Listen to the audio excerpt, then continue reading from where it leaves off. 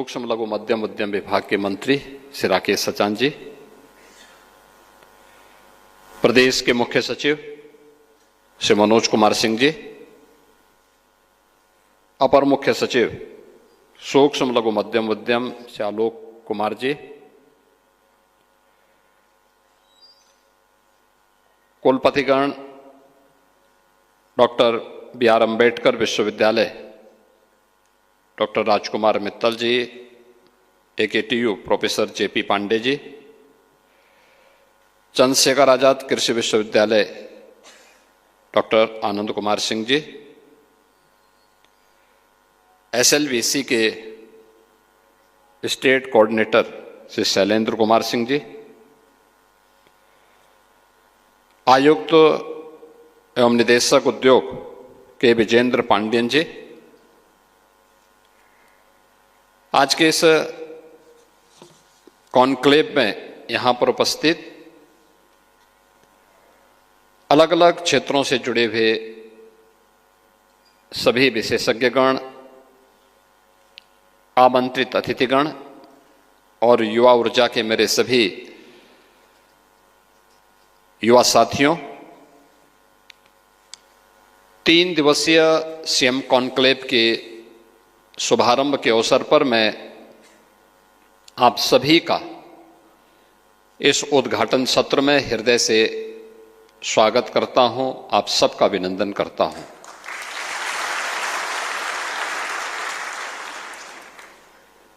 मुझे बहुत अच्छा लगा जब यहां पे एक सक्सेस स्टोरी CM युवा उद्यमी की उन 5 युवाओं ने आप सबके सामने प्रस्तुत किया। आपने देखा होगा ये 5 अलग अलग सेक्टर में CM युवा उद्यमी स्कीम से लाभान्वित हुए हैं। एक ऐसी स्कीम जो ब्याज मुक्त है, यानी ब्याज गवर्नमेंट देगी, जो गारंटी मुक्त है, यानी आपको गारंटी नहीं देनी है, आपके अभिभावक को नहीं देनी है, गारंटी भी राज्य सरकार देगी। और इन सब के साथ साथ जितनी आप पूंजी लेंगे उसका 10% मार्जिन मनी का भी लाभ राज्य सरकार आपको उपलब्ध करवा रही है। और इसी का परिणाम है कि 2,751 करोड़ रुपए अब तक हमने प्रदेश के उन 68,000 से अधिक युवाओं को उपलब्ध करवाया है, जो नए उद्यमी के रूप में उत्तर प्रदेश के विकास की इस यात्रा में सहभागी बनना चाहते हैं। यानी ये उत्तर प्रदेश की उस अनलिमिटेड पोटेंशियल का प्रदर्शन है जिसके लिए उत्तर प्रदेश को जाना जाना चाहिए था।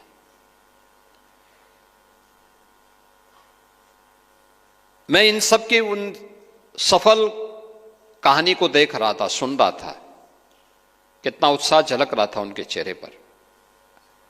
और ऐसे ही लाखों युवा उत्तर प्रदेश के अंदर हैं, जो लोग अलग अलग सेक्टर में, अक्सर होता है हम लोग जानकारी न होने के नाते या तो हम नकल करने का प्रयास करते हैं। हमने देखा कोई व्यक्ति इस काम को कर रहा है तो हम भी वह काम करने लगते हैं, हमें जानकारी कुछ नहीं होती। हमारा युवा जब विश्वविद्यालयों में अध्ययन करता है तो विश्वविद्यालय अपने आप में एक टापू बन गए हैं। उनका देश और दुनिया से संबंध एक प्रकार से टूट सा जाता है। उन्हें न सेंट्रल गवर्नमेंट की न ही स्टेट गवर्नमेंट की किसी स्कीम के बारे में, किसी पॉलिसी के बारे में जानकारी नहीं होती। परिणाम क्या है? जब युवा वहां से निकलता है, एक चौराहे पे खड़ा होकर असमंजस की स्थिति में होता है। वह मार्केट में देखता है ये स्कीम है, बिना ट्रेनिंग के जब वह लोन ले लेता है तो एक समय उस पर कर्जा बढ़ने लगता है, निराशा उसके सामने आती है। बिजनेस की जानकारी न होने के नाते उसके सामने मन आता है कि अब मैं इसमें पलायन कर जाऊं, लेकिन देर हो चुकी होती है। ऐसे ही बहुत सारे युवा हैं जो अपना काम शुरू करना चाहते हैं लेकिन पूंजी नहीं है। इन सब की समस्या का समाधान है सीएम युवा उद्यमी स्कीम और आज का ये सीएम युवा कॉन्क्लेव, जिसमें एक साथ सभी स्टेक होल्डर एक मंच पर आ गए हैं। आपको लोन मिल गया तो मशीनरी कहां मिलेगी? बाहर लगी हुई एग्जीबिशन उसमें आपका मार्गदर्शन कर रही है। बिजनेस ऑन व्हील किया जा सकता है। यह आवश्यक नहीं कि आप स्ट्रीट वेंडर की तरह एक जगह पे ही अपना ठेला लगा करके और बिजनेस करने के लिए आप भी निकलें। आपको स्टैंडर्ड थोड़ा बढ़ा देगा वो आपके, और स्टैंडर्ड को बढ़ाएंगे तो स्वाभाविक रूप से आपको भी कार्य करने में लीक से हट करके कुछ नयापन जब भी आप करेंगे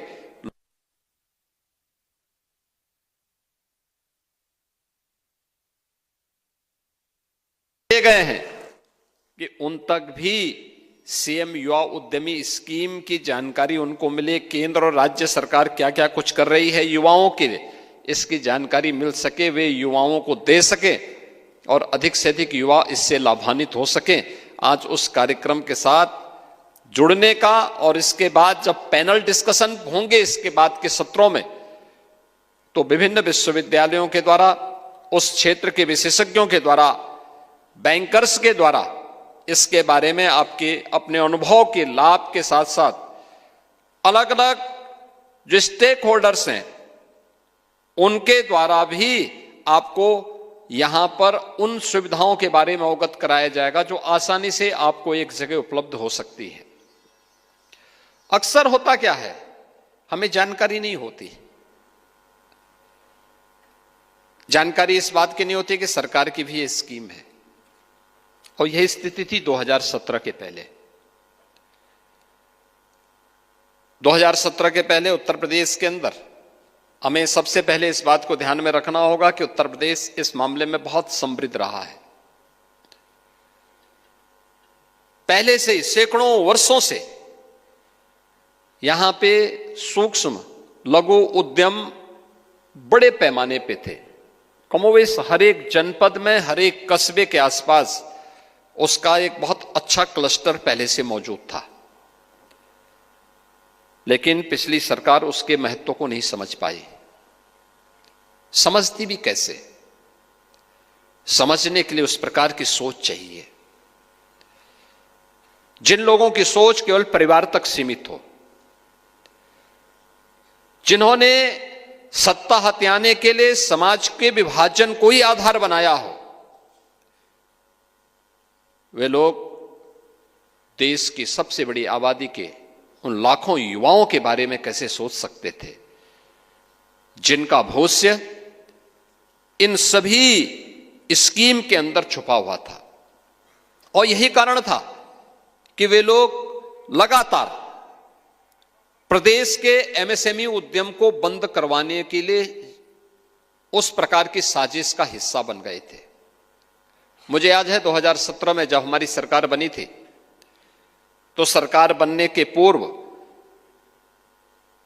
उस समय भारतीय जनता पार्टी ने आदरणीय प्रधानमंत्री मोदी जी के मार्गदर्शन में जो अपना लोक कल्याण संकल्प पत्र बना था, उस लोक कल्याण संकल्प पत्र में इस बात का उल्लेख किया था कि सरकार आएगी तो सरकार प्रदेश के परंपरागत उद्यम को प्रोत्साहित करने के लिए एक नई स्कीम को लेकर के आएगी। एक लाइन का यह संकल्प पत्र था। 17 में मुझे मुख्यमंत्री बनाया गया। जब मैं मुख्यमंत्री बना तो ये परंपरागत उद्यम में क्या करना है, जब पूरे प्रदेश भर का मैंने अध्ययन कराया तो मुझे लगा कि हर एक जनपद में कुछ ना कुछ तो है, और इस बड़े समृद्ध हैं, लेकिन ये सभी दम तोड़ रहा है। पिछली सरकारों की अराजकता, गुंडागर्दी, भ्रष्टाचार और बेईमानी ने इस पूरे क्षेत्र को दम तोड़ने के लिए छोड़ दिया था, पलायन करने के लिए मजबूर कर दिया था। लोग पलायन कर रहे थे। परिणाम था कि बड़े पैमाने पर यहां का उद्यम बंद होता हुआ दिखाई दिया। हस्तशिल्पी भाग रहे थे, कारीगर हतोत्साहित थे, वे दूसरे कार्यों को ढूंढ रहे थे। और तब हम लोगों ने उस समय एक कमेटी गठित करके जो स्कीम लॉन्च की थी, उसका नाम था वन डिस्ट्रिक्ट वन प्रोडक्ट की, जिसमें एक जिले की एक प्रोडक्ट।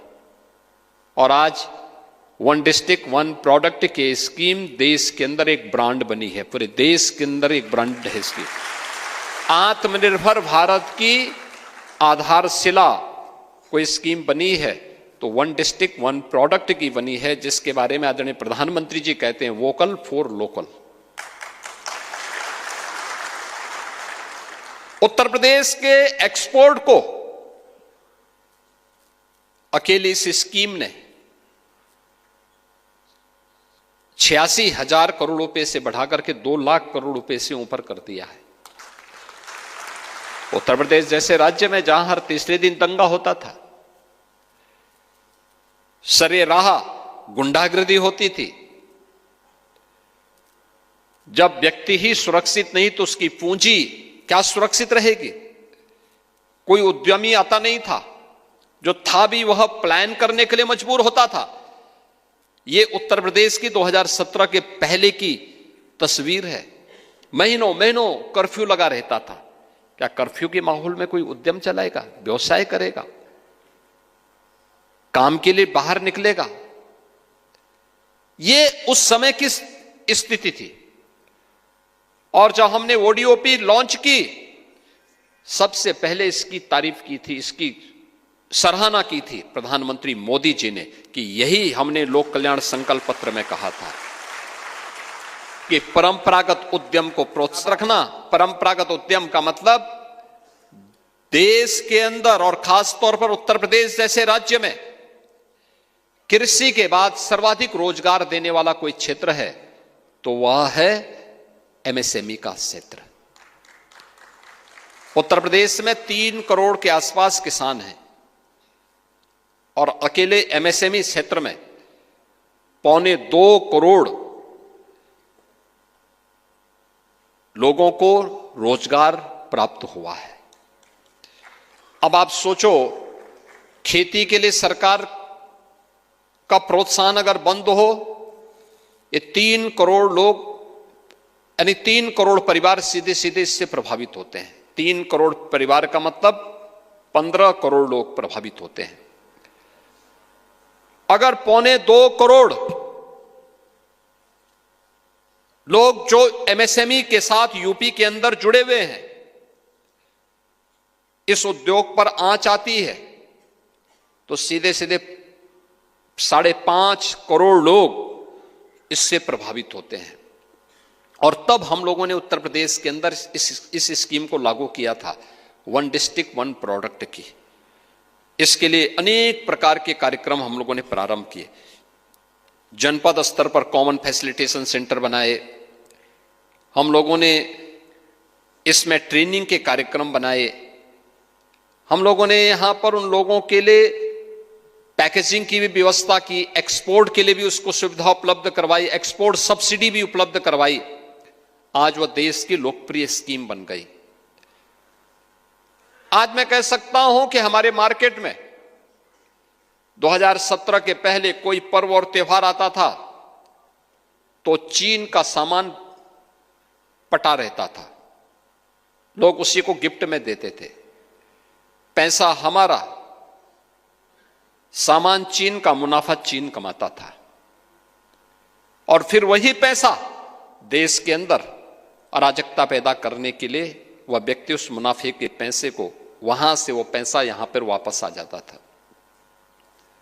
आज मैं कह सकता हूं कि उत्तर प्रदेश के बाजार में कोई पर्व और त्योहार के समय में सर्वाधिक सामान, सर्वाधिक कोई गिफ्ट बिकता है तो वन डिस्ट्रिक्ट वन प्रोडक्ट का बिकता है और यहां का कारीगर, यहां का उद्यमी इससे लाभान्वित होता है, सर्वाधिक लाभ उससे होता है। 2018 में 24 जनवरी को हम लोगों ने इस स्कीम को प्रारंभ किया और अगले वर्ष हम लोगों ने अपने परंपरागत कारीगर और हस्तशिल्पी के सम्मान के लिए विश्वकर्मा श्रम सम्मान प्रारंभ की थी। याद करिए, परंपरागत उद्यम के बाद अपने कारीगर और हस्तशिल्पी को, जो समाज अपने कारीगर और अपने हस्तशिल्पी को सम्मान नहीं दे सकता, क्या उसका भविष्य होगा? हम लोगों ने दिया, ट्रेनिंग के साथ उसे जोड़ा, टूल किट उपलब्ध करवाए। और मैंने तो एमएसएमई विभाग से कहा इस बारे में, जैसे सक्सेस स्टोरी यहां पे 5 युवाओं ने आपके सामने प्रस्तुत किया कि सीएम युवा उद्यमी स्कीम के माध्यम से कैसे उनके जीवन में परिवर्तन आए। पूंजी की कमी को दूर किया सीएम उद्यमी स्कीम ने, ट्रेनिंग की समस्या का समाधान किया सीएम उद्यमी स्कीम ने, आत्मनिर्भर युवा की प्रधानमंत्री मोदी जी के विजन को जमीनी धरातल पर उतारा है सीएम युवा उद्यमी स्कीम ने। और सीएम युवा उद्यमी स्कीम हमारे युवाओं को केवल अब जॉब लेने तक नहीं बल्कि जॉब देने की सामर्थ्य प्रस्तुत करने का एक माध्यम भी बनाती है। और इन सभी कार्यक्रमों को जोड़ने के लिए हम लोगों ने विश्वकर्मा श्रम सम्मान की स्कीम बनाई थी। तो मैंने यही बोला था, भाई हम जो गांव और हमारे पुराने कस्बों के आधार बने थे, वहां उस गांव में जिसे राष्ट्रपिता महात्मा गांधी ने ग्राम स्वराज की बात की थी, ग्राम स्वराज की इस परिकल्पना को साकार करने के लिए उस समय राष्ट्रपिता महात्मा गांधी ने कहा था, हमारा गांव आत्मनिर्भर होगा तो देश आत्मनिर्भर होगा। क्या था ग्राम स्वराज का? वहां हर व्यक्ति आत्मनिर्भर होता था, एक दूसरे पर सबके जीवन टिके हुए थे। गांव में नाव भी था, गांव में धोबी भी था, गांव में कुम्हार भी था, गांव में कारपेंटर बढ़ई भी था, गांव में राजमिस्त्री भी था, गांव में हर व्यक्ति हर उस फील्ड का एक्सपर्ट होता था, जिससे उस क्षेत्र की जानकारी होती थी। पैसा नहीं था, लेकिन राशन देकर के लोग एक दूसरे का संबल बनते थे, सहयोग करते थे। गांव आत्मनिर्भर होता था, हर घर में खुशहाली होती थी, गांव में सौहार्द और शांति का माहौल भी बना रहता था। समय के साथ हम लोग उसके जीवन में परिवर्तन नहीं कर पाए, हमने उसके जीवन में परिवर्तन करने का कोई प्रयास नहीं किया और इसलिए हम लोगों ने कहा कि बैंकों से जोड़ेंगे। लेकिन हम लोगों ने इसमें उनकी ट्रेनिंग दी, ट्रेनिंग के बाद उन्हें एक टूल किट उपलब्ध करवाया। आज वही पीएम विश्वकर्मा के रूप में देश के अंदर बहुत लोकप्रिय स्कीम बनी है। सीएम युवा उद्यमी स्कीम इन सभी को समेटे हुए एक साथ आगे बढ़ रही है। आपने देखा होगा अलग अलग क्षेत्र में इन युवाओं ने, किसी ने वुड कार्विंग में सीएम उद्यमी स्कीम का लाभ लिया है, किसी ने फोटोग्राफी और वीडियोग्राफी में आज की मांग के अनुरूप उस स्कीम का लाभ लिया है, और किसी ने फिजियोथेरेपिस्ट के रूप में कैसे अच्छा काम कर सकता है उसके लिए अपने स्वयं के कार्यक्रम को आगे बढ़ाने के साथ इस स्कीम के साथ जुड़ा है। और मेरा मानना है कि अनंत संभावनाएं हैं, ढूंढने की आवश्यकता है। और बाकी तो एक बार आप आगे बढ़ेंगे तो राह आपका इंतजार कर रही है कि आप कब उस मार्ग पर आगे बढ़ेंगे और फिर विजय श्री का वर्ण करेंगे। और ये स्कीम उसी तरीके की एक अभिनव स्कीम है। मैंने यहां पर एमएसएमई विभाग से कहा, याद रखना यूपी में एमएसएमई का कोई भी उद्यम स्थापित करने के लिए हम लोगों ने 1000 दिनों तक उसे किसी भी प्रकार के लाइसेंस से मुक्ति दी है। कहा आप 1000 दिन तक अपनी एनओसी और अन्य औपचारिकताओं को पूर्ण करके लाइसेंस के लिए आवेदन करिए, 1000 दिन के अंदर मिल जाएगा आपको, कोई आपको परेशान नहीं करेगा। हम लोगों ने यह भी व्यवस्था इसके साथ की है कि आप अपने कारोबार को आगे बढ़ाएंगे, कहीं कोई व्यवधान नहीं है, आप रजिस्ट्रेशन करिए। उत्तर प्रदेश पहला राज्य है जो आपको अपने यहां रजिस्ट्रेशन पर 5 लाख रुपए की सुरक्षा बीमा का कवर भी देता है। अगर किसी के साथ कोई घटना दुर्घटना होती है तो हम उस युवा उद्यमी को या उस अपने एमएसएमई उद्यमी को 5 लाख रुपए की सुरक्षा बीमा का कवर भी उपलब्ध करवा रहे हैं। और मैंने इसीलिए एमएसएमई विभाग से कहा कि यहां पे लखनऊ और कानपुर मंडल से जुड़े हुए युवा आए हैं, स्टेक होल्डर प्रदेश भर से यहां पर आए हैं। हमारा प्रयास होना चाहिए कि हम जब तक अन्य कमिश्नरी में जाते हैं, हर जनपद से 50-50 ऐसे युवाओं को लाके एक बार दिखाओ, यहां पे जाकर के दिखाओ। जो प्रेजेंटेशन, जो यहां पे प्रदर्शनी लगी हुई, एग्जीबिशन लगी हुई है, उस एग्जीबिशन में उन्हें ले जाकर के दिखाओ इसका कैसे, कहां पे कौन सी मशीनरी मिल सकती है। फिर यहां पे B2B या B2G जो भी यहां पे आपकी पैनल डिस्कशन होंगे, इसका भी उसको हिस्सा बनाइए। और फिर उस कमिश्नरी में आप जाएंगे तो व्यापक रूप से सफल होगा। और अब तक सीएम युवा उद्यमी में हर जनपद में 25-50 ऐसे युवाओं की सक्सेस स्टोरी को उतार करके इसको हाईलाइट करिए। कितना प्रेरित करने वाला है ये। मैं तो इस बात को मानता हूं कि आने वाले समय में हमारा प्रयास होना चाहिए कि हम लोग बैठे वहां और उन युवा उद्यमियों को हम ऊपर बुला करके उनके माध्यम से उनकी सफलतम कहानी को जनता के सामने प्रस्तुत करवाएं। कैसे जीवन में सफलता के मार्गों को प्रशस्त किया जा सकता है, क्योंकि वह लाखों युवाओं के लिए एक नई प्रेरणा होगी, आगे बढ़ने की एक प्रेरणा होगी। पूंजी नहीं है, ठीक, नहीं होगी। हमारे पास कोई आइडिया नहीं है, ठीक है, नहीं होगा। हमारे पास कोई ट्रेनिंग नहीं है, नहीं होगी। लेकिन सीएम युवा उद्यमी स्कीम इन सब का माध्यम बनेगी, उसका मार्गदर्शन बनेगी। और याद रखना, इसके लिए मार्केट की भी व्यवस्था कितना बड़ा है। अभी हम लोग 25 से 29 सितंबर तक ग्रेटर नोएडा में जो इंडिया एक्सपो सेंटर है, वहां पे यूपी का जो एमएसएमई सेक्टर का है या यूपी का जो ट्रेड शो है, इंटरनेशनल ट्रेड शो के साथ यूपी के प्रोडक्ट को हम वहां पे डिस्प्ले करते हैं। वहां पर बायर सेलर मीट होती है और पिछले एक तीसरा संस्करण है उसका। पिछले 2 संस्करण इतने सफलतम रहे हैं, कोई कल्पना ही नहीं करता था कि यूपी में भी इसका प्रोडक्शन होता होगा।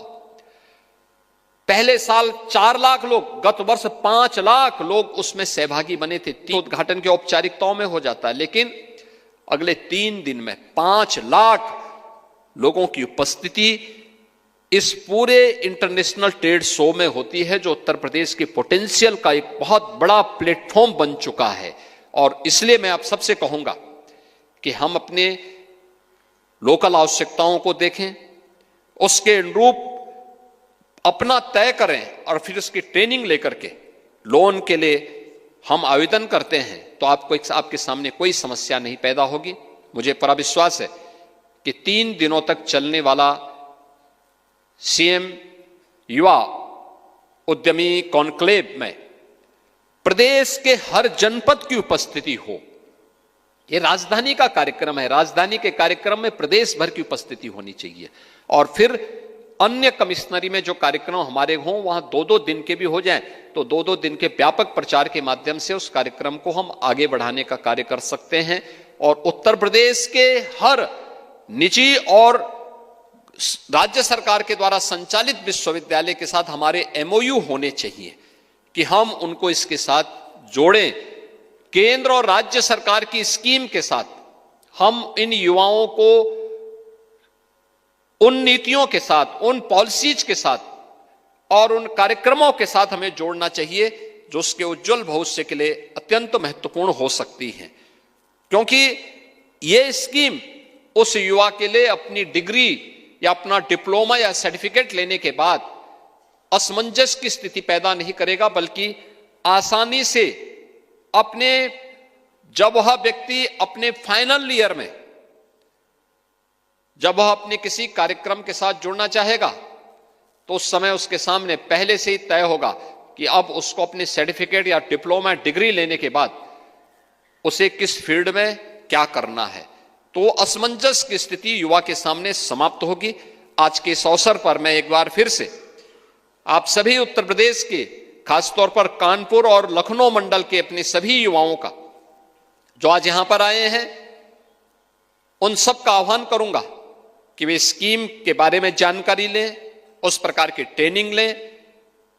लोन आपको बैंकर्स उपलब्ध करवाएंगे।